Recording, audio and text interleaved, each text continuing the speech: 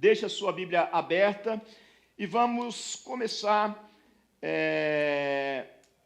a nossa reflexão no dia de hoje.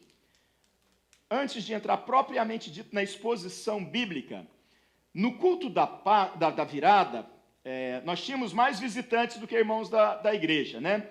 Nós falamos de 3 coisas num determinado momento, eu vou apenas mencionar essas 3 coisas que nós precisamos cuidar muito bem. E a gente está trazendo isso no início do ano, mas não é uma coisa que a gente tem que falar no início do ano, é uma coisa que a gente tem que cuidar todos os dias da nossa vida. Os nossos relacionamentos, essa foi a primeira palavra, posicionamento foi a segunda palavra e comprometimento foi a terceira palavra. Relacionamentos, porque a nossa vida inteira envolve pessoas. Não tem para onde fugir. Você acorda de manhã, vê gente, você vai para o seu trabalho, tem gente, você vai para um lugar passear, tem gente, você vai, enfim, não tem como fugir. Relacionamento é importante. Posicionamento, nós não podemos ficar em cima do muro. Nós temos que estar ou de um lado ou do outro, e eu espero que nós e todos nós que estamos aqui nos posicionemos do lado que nós entendemos que é o lado correto de estar, que é o lado de Jesus. Não existem 2 caminhos. Aliás, existem 2 caminhos, né? Um que leva para a perdição e outro que leva até a salvação. E esse é o lado de Jesus. Mas quando a gente fala de posicionamento, não é apenas confessar. Isso faz parte. Mas se posicionar de fato. Deixa eu explicar uma coisa para os irmãos. Eu recebi uma carta, e você que é pai, tem criança na escola, deve ter recebido também, do Condado de Orange, do Departamento de Escolas, nos avisando que a partir desse ano, no ano letivo, nós teremos nas nossas escolas, todas elas, Elementary, Middle and High School, os banheiros estarão abertos para todas as pessoas. Sempre foi, né? Mas agora estarão abertos no sentido de que se tem um estudante que é homem, mas se sente mulher, ele, mesmo sendo homem, ele pode usar o banheiro feminino. E vice-versa, porque eu não quero me prolongar, mas, meus irmãos, os dias são maus. E você precisa se posicionar. Saia de cima do muro. Decide de que lado você está. E eu tenho a expectativa no meu coração de que, como Josué disse no passado, eu e minha casa serviremos ao Senhor, que você, como crente no Senhor Jesus, vai tomar a decisão segundo a palavra de Deus e não segundo aquilo que querem nos impor, independente de qualquer coisa. E comprometimento está relacionado com isso, a gente se comprometer mais com as coisas de Deus, com as coisas de Deus. A vida está passando, irmãos. Vamos remir o tempo, como diz o apóstolo Paulo.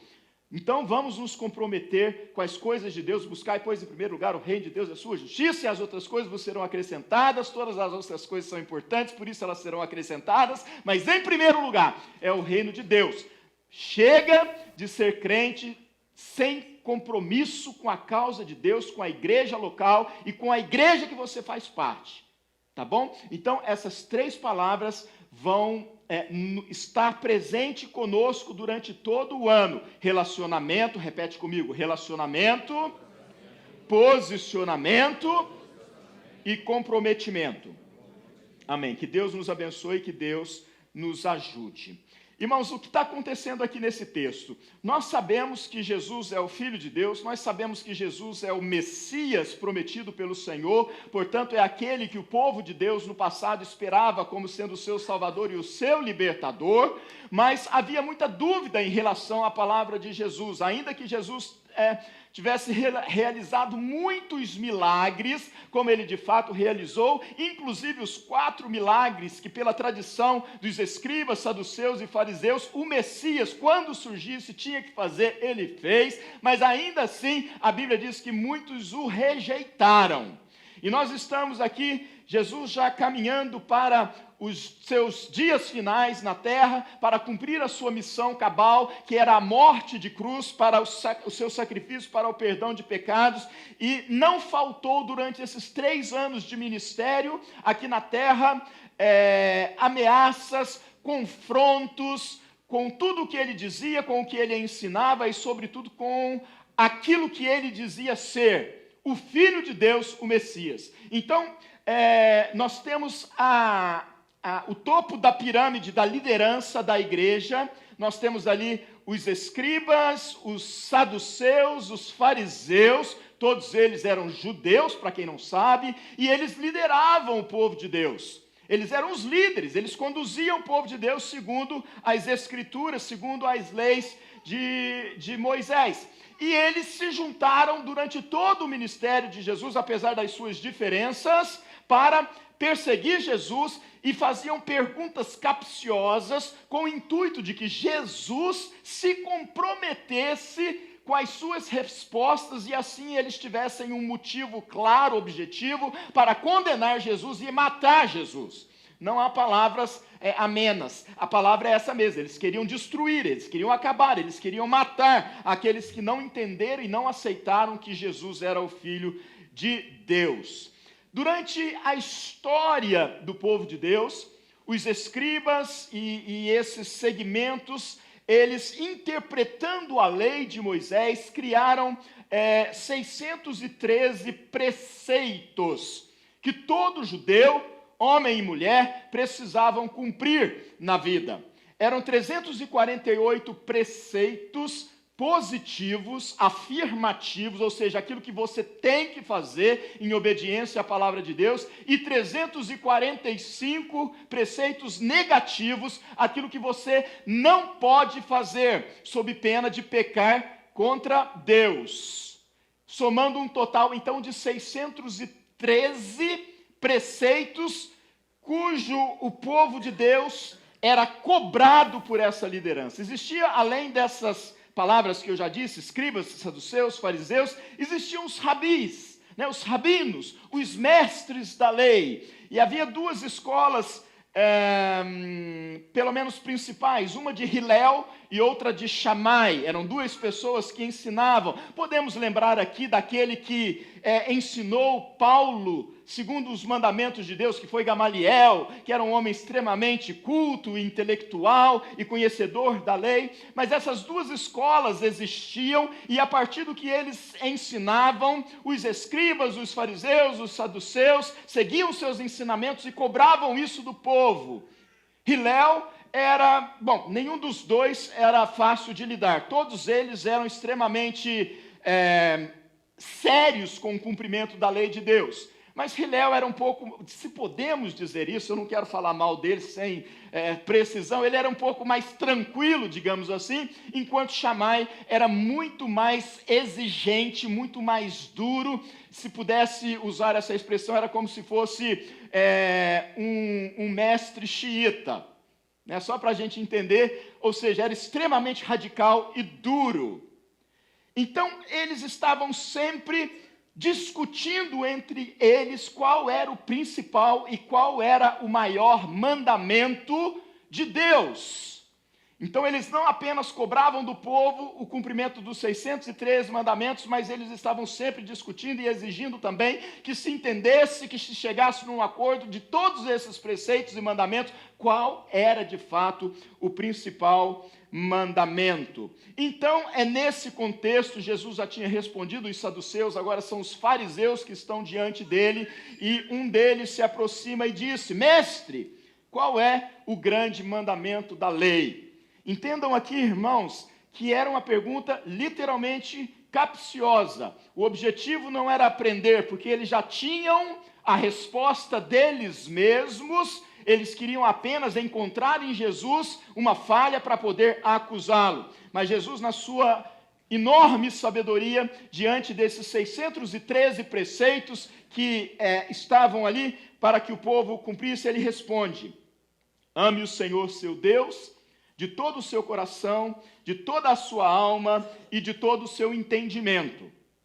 Este é o grande e primeiro mandamento. E o segundo, semelhante a este, é: ame o seu próximo como você ama a si mesmo. Destes dois mandamentos dependem toda a lei e os profetas. Ora, o que Jesus fez? Sabendo a intenção daquele que lhe havia perguntado, Jesus, então, ele traz uma resposta, eu diria, mais radical do que Hillel, mais radical do que Shammai, mas ele junta, nesses 2 mandamentos, ele faz um resumo, e ele cita aqui uma oração que os judeus fazem até o dia de hoje, pela manhã e à noite, chamada Shema, ou Shamá, que está em Deuteronômio, capítulo 6. Ouve, ó Israel, o Senhor nosso Deus é o único Deus. Amarás o Senhor teu Deus de todo o teu entendimento, de todo o seu coração, de toda a sua alma e de todo o seu entendimento. Não há questionamento quanto a esse mandamento, e de fato esse é o maior de todos os mandamentos. E Jesus então responde àqueles que queriam destruí-lo com isso. Irmãos, esta oração sempre fez parte da vida do povo de Deus, até desde que a lei existe. Como eu disse antes, os judeus faziam essa oração e continuam fazendo isso, não saíam de casa sem fazer essa oração ou expressar isso de alguma maneira, e não iam dormir sem fazer isso. E faziam isso não apenas individualmente, mas faziam isso para os seus filhos pela manhã, e à noite, com os olhos cobertos dos filhos, eles faziam os filhos repetirem. Tamanha era a importância deste mandamento para os judeus. E Jesus dá, então, essa resposta. Bom, nós temos, então, aqui, digamos, de forma clara, objetiva, está muito claro aqui, 3 mandamentos em um só. Amar a Deus, amar o próximo e amar a si mesmo. Amar a Deus em primeiro lugar. O próximo como a si mesmo é o segundo grande mandamento. Eu quero falar sobre exatamente esses 3 mandamentos para a igreja hoje. Mas eu vou inverter a ordem, propositalmente. Eu quero começar com o mandamento que está implícito quando Jesus diz: amar ao próximo como a ti mesmo. Então Jesus estava, você ama a você mesmo. E eu sei que você ama a você mesmo. Normalmente nós amamos a nós mesmos. E às vezes esse amor excede de tal forma que se transforma em egoísmo, egocentrismo. Mas nós não podemos negar que Jesus está dizendo que nós precisamos amar a nós mesmos. E isso fica claro não apenas neste texto, mas também, se passearmos pelas Escrituras, nós vamos encontrar isso expresso em inúmeros lugares. Eu vou ler para os irmãos, aqueles que forem ágeis aí, pode abrir comigo a Bíblia no Salmo de número 139, é um salmo maravilhoso. Ali no versículo 14 nós temos uma expressão tremenda, relacionado ao lugar de onde viemos. E isso basta para que nós possamos olhar para dentro de nós mesmos, apesar de nós mesmos, e nos amarmos. O Salmo 139, versículo 13, diz assim: pois tu formaste o meu interior, tu me teceste no ventre de minha mãe. Meus queridos irmãos, nós não estamos aqui por acaso. Nós não somos obra do acaso. Nós cremos e confessamos que Deus é o Criador de todas as coisas, que Ele nos formou. Nós sabemos e vemos pelas Escrituras Sagradas que Deus fez todas as coisas com um propósito, e Deus declarou que todas as coisas são boas, e o homem e a mulher, quando os criou, disse que era tudo muito bom, que era muito bom. Então nós somos fruto da vontade de Deus. Nós somos fruto de uma decisão de Deus desde a eternidade, e isso é muito profundo, eu não vou entrar nisso, mas basta nós hoje entendermos que Deus decidiu nos criar, e foi Ele quem nos fez, e foi Ele quem nos trouxe a vida e a existência. Todos nós sabemos disso, né, irmãos? Não tem novidade nenhuma nisso, né? Todos nós sabemos que pode fazer o que for, mas hora da junção do espermatozoide no óvulo ali, não tem jeito, se Deus não soprar, o fôlego da vida não nasce. E isso até hoje ninguém conseguiu explicar, nem a ciência e nem a medicina, etc. e tal. Tem que ter o sopro de Deus, tem que ter o sopro de Deus. Então, nós precisamos entender isso. E o que isso me leva a pensar de forma prática que envolve o nosso dia a dia.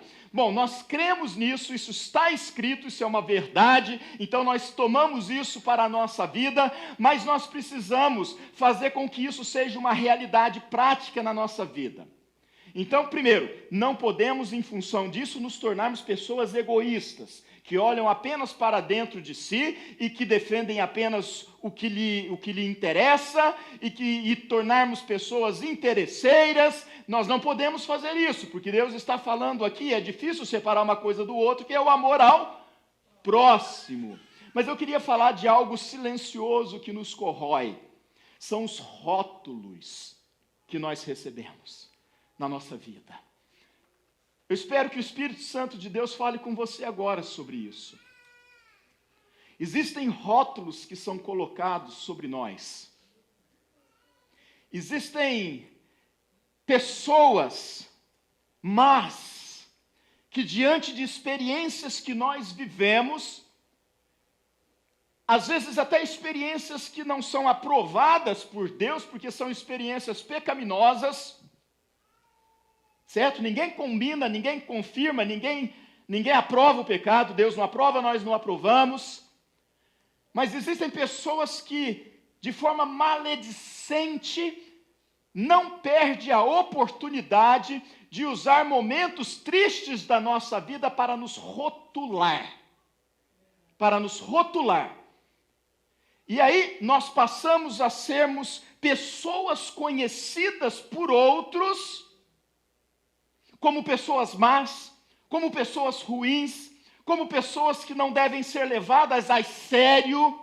E isso acontece, meus queridos irmãos e irmãs, todos os dias. Todos os dias. Talvez se eu abrisse a palavra aqui, alguém levantaria a mão para dizer: pastor, eu sei o que é isso. Eu sei o que é isso. A palavra de Deus está nos ensinando que o mais importante nessa vida não é que a gente não tem que dar satisfação para ninguém, não é que as nossas atitudes não dizem respeito a ninguém e ninguém tem nada a ver com isso, porque tem sim, nós vivemos em sociedade, seja na própria sociedade, seja na igreja, etc. e tal, mas nós temos que tomar muito cuidado para que nós mesmos não acreditemos nesses rótulos que são colocados sobre nós. Porque uma coisa é quando alguém se levanta e coloca um rótulo em nós. Outra coisa é quando nós acreditamos nisso. Sabe o que está acontecendo? Primeiro, o diabo usou a vida da pessoa para nos acusar.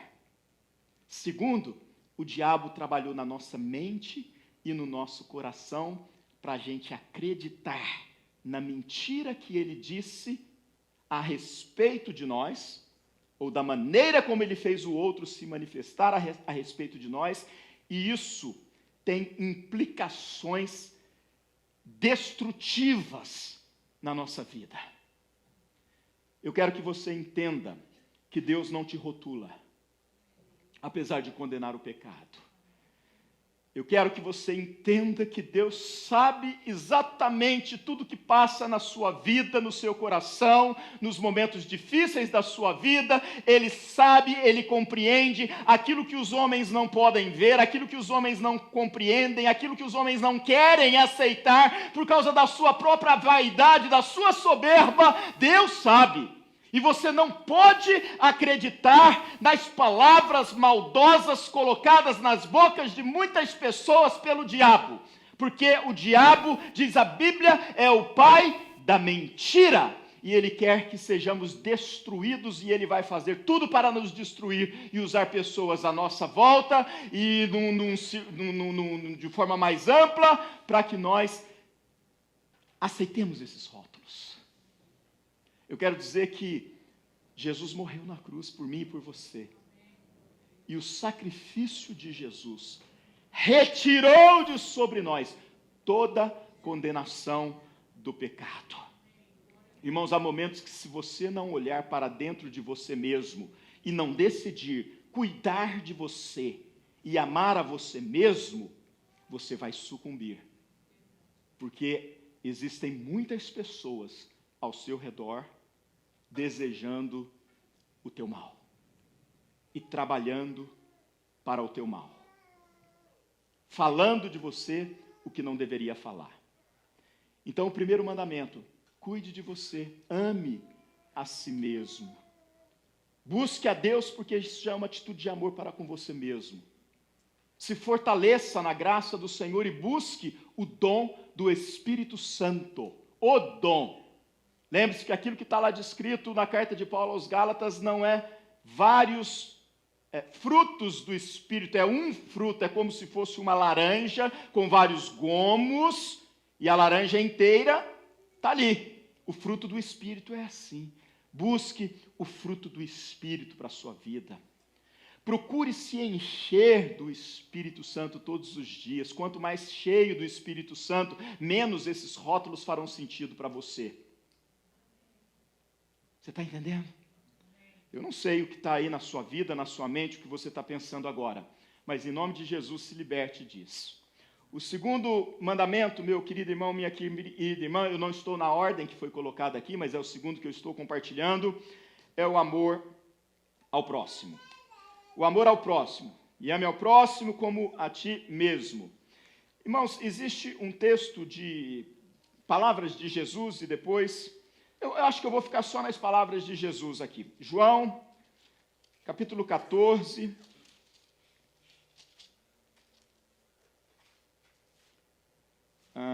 Deixa eu achar aqui o versículo.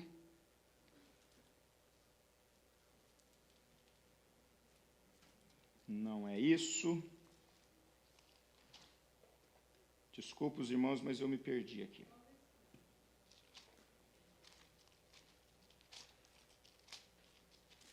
Pedro, João, Judas e Apocalipse de João, os 27 livros são do Novo Testamento, aqui estão. Amados, se Deus nos amou de tal maneira, nós também devemos amar uns aos outros. 1 João 4,11. Eu estava em João, mas é 1 João 4,11. Nunca ninguém viu Deus. Presta atenção nisso, irmãos. Vamos baixar nossa bola aí, né? Ah, meu Deus. Nunca ninguém viu Deus. Se amarmos uns aos outros, Deus permanece em nós. Como é que Deus permanece em nós? Se amarmos uns aos outros. E o seu amor é em nós aperfeiçoado. Nisto conhecemos que permanecemos nele e que ele permanece em nós, pelo fato de nos ter dado o seu Espírito. E nós temos visto e damos testemunho de que o Pai enviou o seu Filho como Salvador do mundo. Versículo 16, parte B. Deus é amor, e aquele que permanece no amor permanece em Deus, e Deus permanece nele. Versículo 20. Se alguém disser, ama a Deus, mas odiar o seu irmão, esse é mentiroso. Irmãos, olha como a palavra de Deus é clara. Olha só, se alguém diz que ama a Deus, mas odeia o seu irmão, é mentiroso.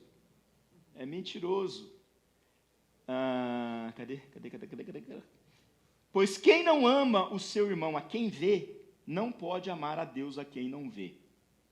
E o mandamento que dele temos é este: quem ama a Deus, que ame também o seu irmão.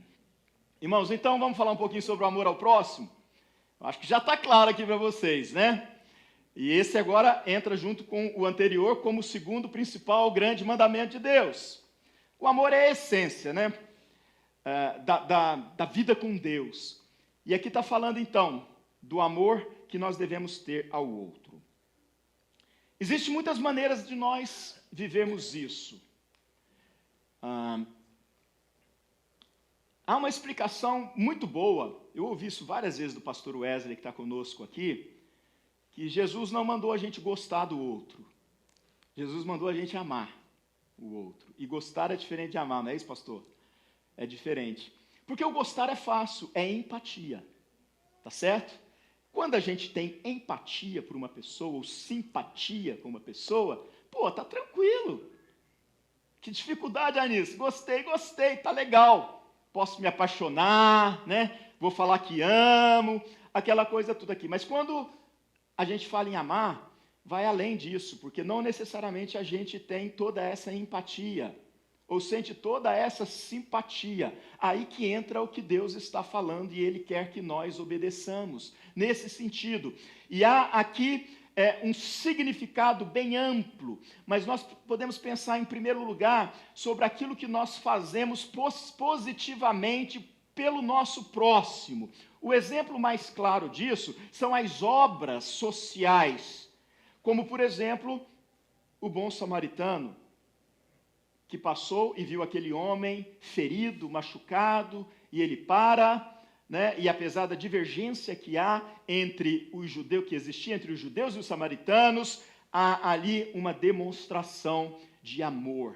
De que maneira aquele amor foi demonstrado? Pelo cuidado que foi entregue a ele. Eu vou cuidar. Eu não sei quem é, se eu não sei quem é, como é que eu gosto? Não sei, não conheço, mas eu vou cuidar. Eu fiquei muito feliz essa semana quando chegou até nós uma situação de uma família precisando de ajuda. O Renan mandou para os irmãos. Se você não recebeu essa mensagem, faz parte daquele grupo que precisa vir aqui falar para ele, não estou recebendo as mensagens da igreja, né? E essa família chegou até mim através do vizinho. Enfim, uma família em dificuldades. Não vou entrar em detalhes para não prolongar. E nós acionamos a igreja. E rapidamente, pessoas ali do meu condomínio e pessoas da igreja começaram a entrar em contato, o que está precisando, o que nós podemos fazer, né? E aí começaram a agir justamente para ajudar aquela pessoa em necessidade. Nós já quase, não totalmente, mas quase já mobiliamos um apartamento inteiro para essa pessoa, levamos comida, né, Zito? Foi bem na hora certa ali. Cara, para um cara sair de casa de noite, ir não sei aonde, tantas milhas, e depois ir lá em casa, que parece que é lá no fim do mundo, para entregar, né, um pouco de alimento para ajudar, é uma demonstração de amor de forma prática. Então, o cuidado é uma forma da gente obedecer esse mandamento, mas não para aí. E aí é onde eu quero chegar. Sabe por quê, irmãos? Eu quero ler com vocês Provérbios. Provérbios, capítulo 6. Gênesis, Êxodo, Levítico, Números, Deuteronômio, Josué, Juízes, Ruth. Achei Provérbios, mas estou no 16. Capítulo 6.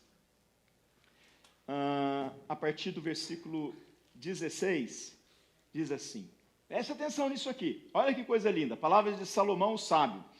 6 coisas o Senhor Deus odeia, e uma 7ª a sua alma detesta. Em algumas versões aborrece, em outras abomina. Aqui há uma estrutura literária de repetição, de ênfase, mas presta atenção, está falando aqui que há 6 coisas que ele odeia, e uma pior que ele abomina. Vamos lá? Primeira, olhos cheios de orgulho.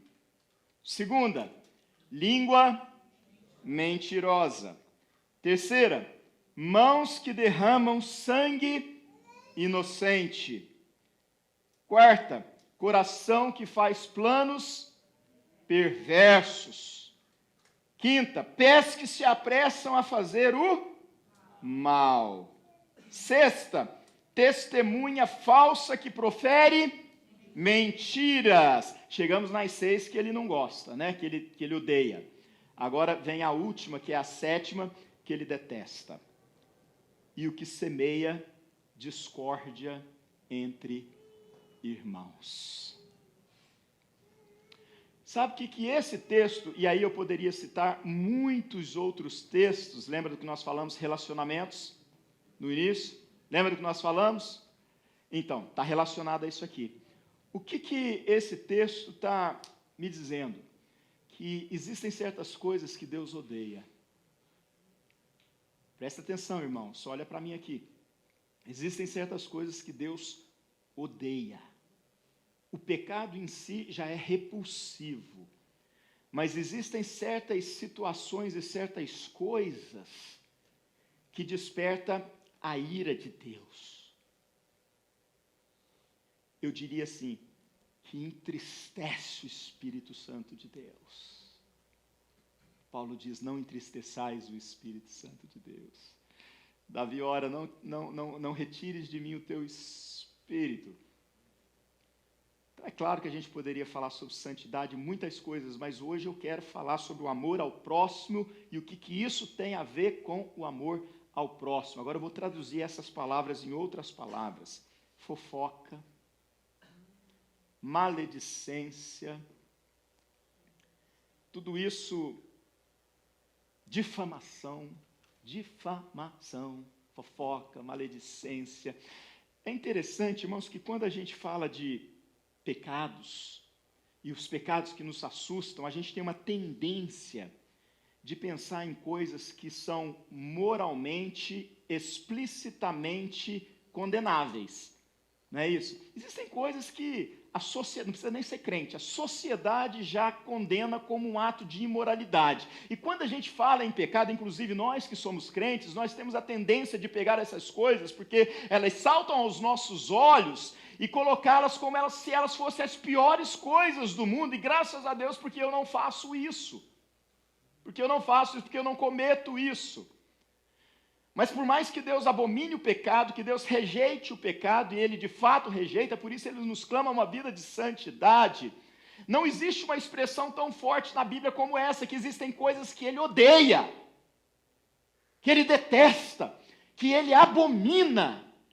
E aqui está falando de língua mentirosa, e por último, dentre outras coisas, aquele que semeia discórdia entre irmãos. Se a gente ama o próximo, como o segundo maior mandamento diz que nós devemos amar, a gente precisa cuidar no que diz respeito às necessidades, mas a gente precisa também preservar. Acabou a bateria? Acabou.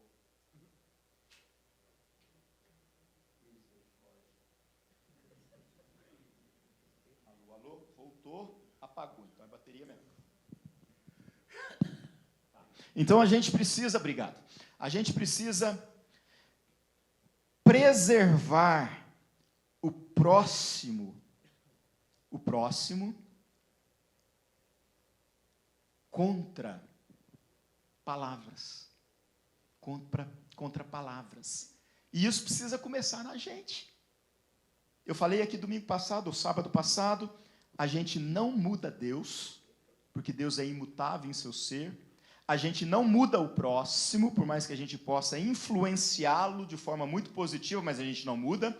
Mas nós temos, e Deus nos deu uma enorme capacidade de mudarmos a nós mesmos, quando nós olhamos para dentro de nós mesmos e decidimos, eu não quero mais ser assim. Existe uma graça de Deus sobre a nossa vida que nos ajuda a mudar.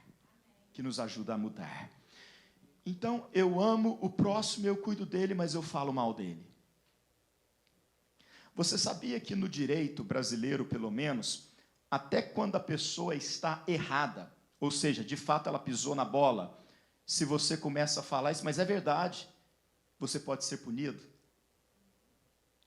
Você pode ser punido. Porque a questão não é se ela fez o erro, cometeu o erro, ou se ela não cometeu o erro. Isso aí quem vai cuidar é a justiça. Se bem que está difícil no Brasil, né? Não, mas vai cuidar, vamos ter fé. Vai cuidar, né? A justiça cuida do crime do outro, entendeu? Mas isso não lhe dá o direito de ficar difamando a pessoa. Difamando a pessoa.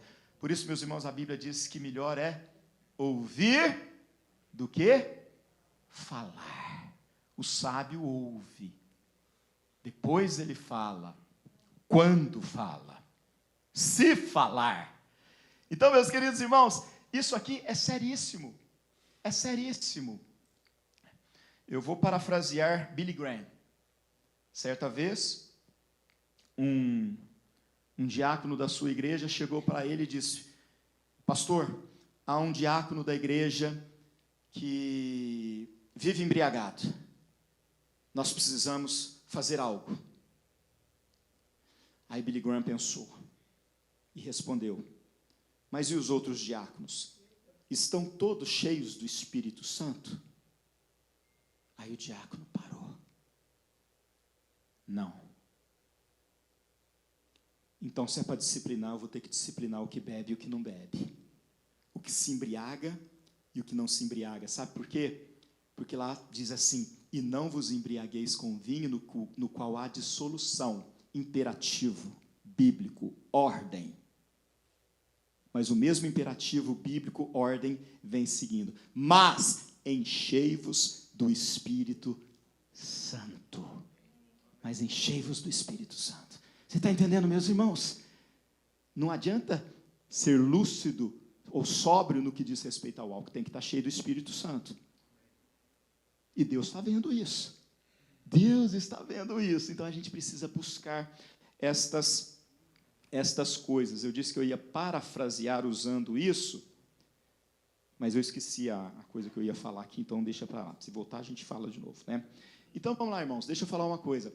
Estas coisas, a palavra que sai da nossa boca, no nosso meio, ela é destruidora da unidade da igreja.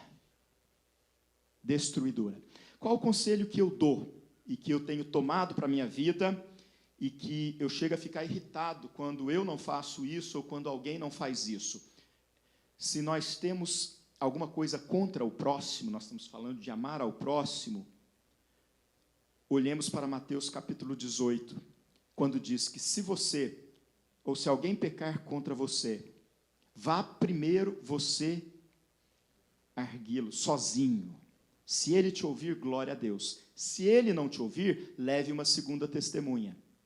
Se ouvir alguém com testemunha, glória a Deus. Se não ouvir, então você leve a direção da igreja. Olha qual que é o princípio. Esse é o princípio. Agora, às vezes, querendo fazer o bem, com a intenção boa, a gente quebra esse princípio. Como que nós quebramos esse princípio? Quando nós não procuramos a pessoa que nos ofendeu individualmente e falamos com ela. E já vamos direto para uma segunda pessoa, ou até mesmo para a liderança da igreja, pensando que nós estamos ajudando, quando nós não estamos ajudando, nós estamos atrapalhando a igreja de um modo geral. Por quê? Por quê? Porque nós falamos da pessoa, na ausência da pessoa, nós difamamos. Ainda que a nossa intenção seja boa, seja verdadeira, nós não podemos quebrar princípios. Quebrar princípios. Essa semana eu estava aconselhando algumas pessoas no office e surgiu uma questão importantíssima. Você já parou para pensar como nós somos astutos quando a gente quer fazer algo errado? Quando a gente quer fazer algo errado, a gente pega o erro do outro para justificar o nosso erro.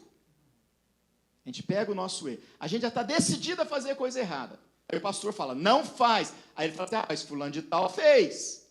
Mas não sei o que fez. E está aí. Fala, Deus nos perdoa em tudo, exceto o pecado contra o Espírito Santo. Tá certo? Então, a gente tem que ter isso em mente. Deus nos perdoa em tudo. Mas deixa eu te falar uma coisa.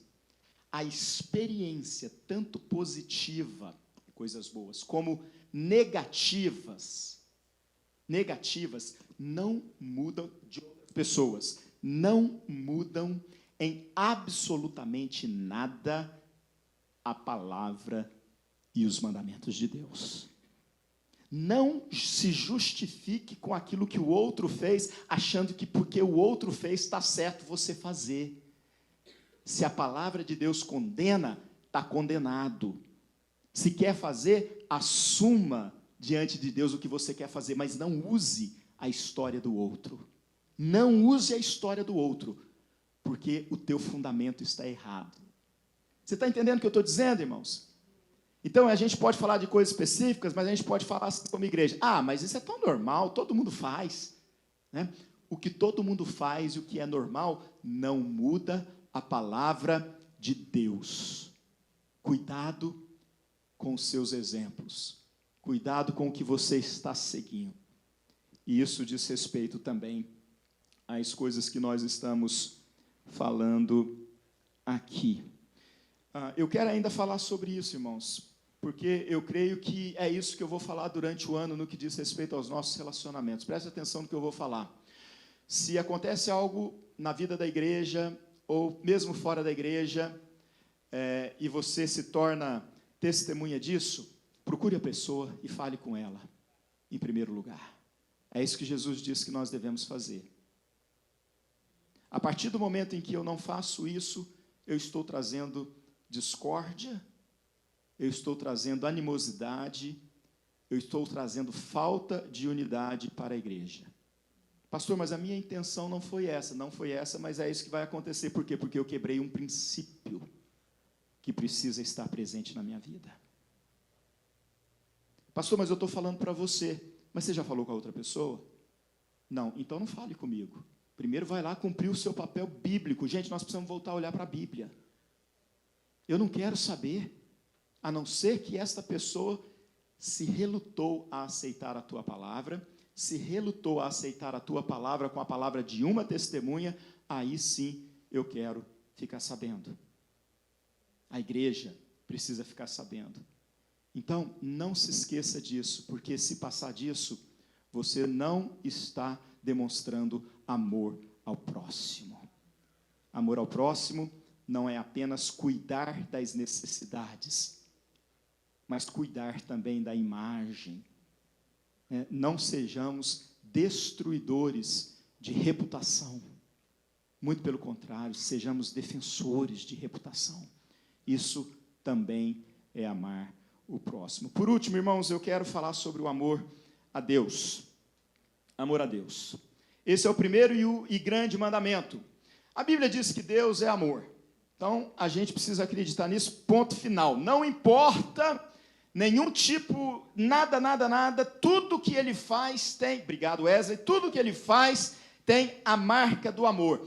Não interessa se você está vivendo um desafio, se você está lidando com um problema na tua vida pessoal, se você está lidando com uma enfermidade, se você perdeu o seu trabalho, se você está em condições financeiras difíceis, não importa absolutamente nada que esteja acontecendo, Deus é amor e tudo que Ele faz baseado, fundamentado no seu amor. É difícil retirar da pessoa de Deus o fato de que Ele é amor e que Ele age em amor. Mesmo quando Deus exerce a sua justiça, Deus está também amando. Mesmo quando Ele disciplina e exorta, Deus está amando, porque o amor faz parte da essência de Deus. Tudo que Ele faz, ou tudo que Ele permite que aconteça na nossa vida por alguma razão, se nós cremos que Deus é soberano, nós temos que ver o amor de Deus nisso. Nós temos que ver o amor de Deus nisso. A Bíblia também diz que Ele nos amou primeiro, justamente pelo fato de Ele ser amor, né, e Ele se compadecer das nossas mazelas, sobretudo espirituais. Ele nos amou primeiro. E a maior prova disso é que a Bíblia nos diz que Ele nos amou estando nós mortos nos nossos delitos e pecados. Ou seja, o amor dele é incondicional. Ele é incondicional. Como que nós podemos amar? Como nós podemos amar a Deus? Eu vou trazer uma única coisa. Primeiro falando que existem muitas outras coisas que nós podemos fazer, falar, cantar, que demonstram o nosso amor a Deus. Nós podemos fazer declaração de amor a Deus, não podemos, irmãos? Podemos. Nós podemos cantar uma música e falar: Jesus, te amo, como te amo. Amo mesmo a música, a letra da música? É assim. Nós podemos fazer isso. Nós demonstramos amor a Deus quando nós amamos o próximo. A Bíblia nos fala sobre isso. Nós demonstramos amor, e a Bíblia diz que nós devemos amar a Deus. Mas João vai dizer o seguinte, que aquele que tem os meus mandamentos e os guarda. Este é o que me ama. Você pode agora amar o próximo das maneiras que eu disse que você pode amar, fazendo coisas positivas e não fazendo as negativas. Você pode amar a si mesmo, você está obedecendo a palavra, você está falando. Mas, se você não tem os mandamentos, ou tem os mandamentos e não os guarda, você não ama a Deus. Ainda que você fale e declare que ama a Deus. Amar a Deus em primeiro lugar, com todo o teu coração, com toda a tua alma, com todo o teu entendimento. Significa mergulhar na palavra de Deus, entender os seus mandamentos e obedecer os seus mandamentos. Isso está relacionado com se posicionar e se comprometer. Eu sempre deixo a melhor parte para o final, e aí eu estou vendo lá um relógio opressor, vamos tirar aquele relógio dali, 12:30, mas o culto começou atrasado, tá bom? Irmãos, eu vou encerrar, e de que maneira eu vou encerrar? Hoje a gente não vai cantar depois da mensagem, não, porque eu quero que a gente vá embora com a palavra no coração, e eu não quero que a gente perca nada do que a gente falou. Existem 5 coisas que eu coloquei no meu coração, que são coisas que vão fazer parte da minha vida, e eu quero que isso faça parte da igreja no ano de 2023. Cada uma dessas coisas tem as suas vertentes que nós não vamos falar. Esse ano, irmãos, vai ser, em primeiro lugar, o ano da palavra. O ano da palavra. O meu povo está morrendo porque lhe falta o conhecimento. Chega de... Não estou falando que a gente faz isso aqui, mas chega de blá, blá, blá, chega de mimimi, chega de disse, não disse, chega de conversa fiada, de doutrina falsa. Isso já tem demais por aí. Esse ano vai ser o ano da palavra. Segundo lugar, esse ano vai ser o ano da oração.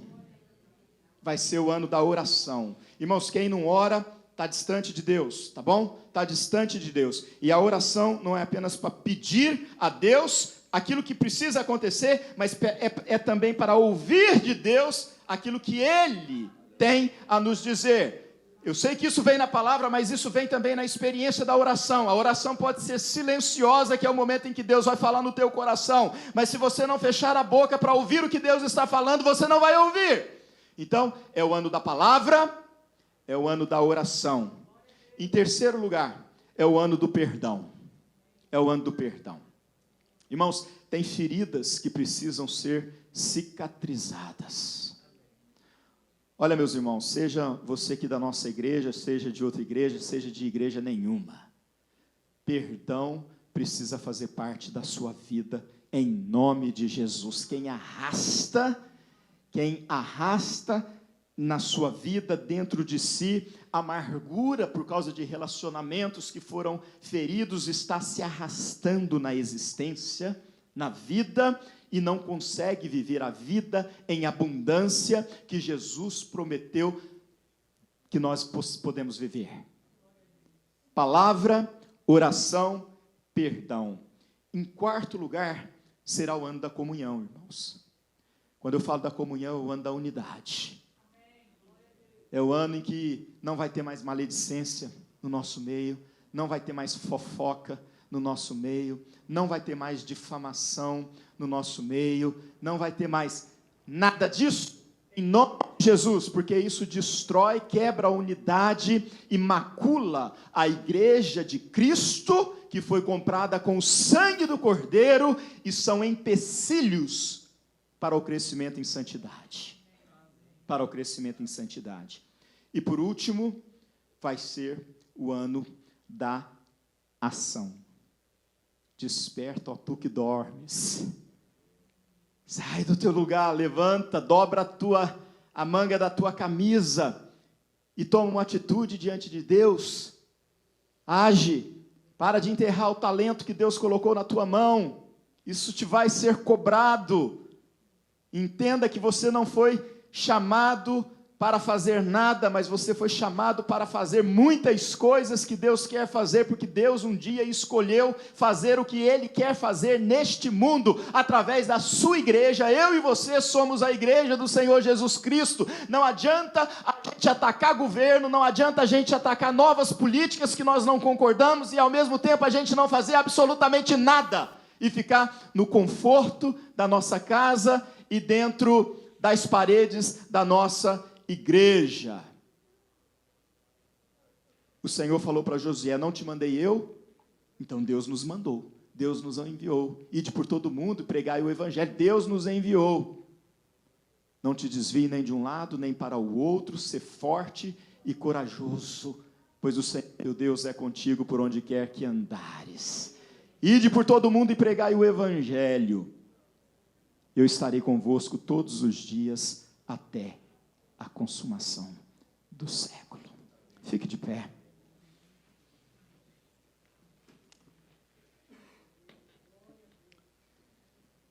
Amar Deus acima de todas as coisas, com todo o teu coração, com toda a tua alma e com todo o teu entendimento. Amar o próximo como a ti mesmo. Vamos buscar a palavra, vamos viver em oração, vamos liberar o perdão, vamos cultivar a comunhão e vamos fazer aquilo que Deus tem colocado nas nossas mãos. Pai, nós te agradecemos pela tua palavra que foi lida, mencionada, explicada e proclamada. Obrigado, Senhor, porque o Senhor nos deixou a tua palavra por meio dos teus servos, a escreveu, para que nós hoje pudéssemos entendê-la e tomarmos a decisão de obedecê-la, e assim expressarmos o verdadeiro amor que nós temos pelo Senhor. Ajuda-nos, Senhor, nas nossas fraquezas. Ajuda-nos nas mazelas da nossa alma. Ó Deus, os conflitos que enfrentamos dia a dia. Ó Deus, nos ajude para que não haja impedimento no nosso meio para o agir do Senhor. Nos ajude, ó Pai, para que não haja no nosso meio cadeias, ó Deus, que nos prendem, Senhor. Mas ao contrário, ó Deus, que o Senhor nos dê graça e manifeste o seu poder para que nós possamos manifestar, ó Deus, as coisas que o Senhor quer que nós manifestemos, independentemente da nossa vontade, ó Pai. Porque como Jesus disse ali no Getsêmani: Pai, passa de mim esse cálice, mas não seja como eu quero, e sim como tu queres. Que nós possamos nos render, não diante do pastor, ou da liderança, do nosso líder espiritual, do nosso conselheiro, ainda que todos eles sejam dignos de respeito e cuidado e honra, mas que nós possamos nos render diante do Senhor e buscar no Senhor a maneira certa de vivermos hoje e para todos sempre. Que nós possamos amar ao Senhor, que nós possamos amar o nosso próximo e que nós possamos amar a nós mesmos. Eu oro em nome de Jesus. Que a graça do nosso Senhor e Salvador Jesus Cristo, que o amor de Deus, o nosso eterno Pai, a comunhão, a consolação, a força e o poder do Espírito Santo de Deus estejam sobre todos, hoje e para todos sempre. Amém, amém e amém. Queridos, um bom domingo para todos, uma boa semana para todos. A Soninha está dizendo para vocês saírem pela porta de vidro. É isso, Soninha? Hã? Ah, não, tem a tenda ali do visitante para você tomar um café ali, para você conversar, mas volte rapidamente, ou então você que tem interesse em ir para Israel com o pastor Wesley, fique aqui, porque imediatamente vai começar a palavra dele sobre isso aqui. Deus abençoe a todos, uma boa semana, um bom fim de domingo para todos. Que o Senhor cresça e que nós diminuamos. Amém.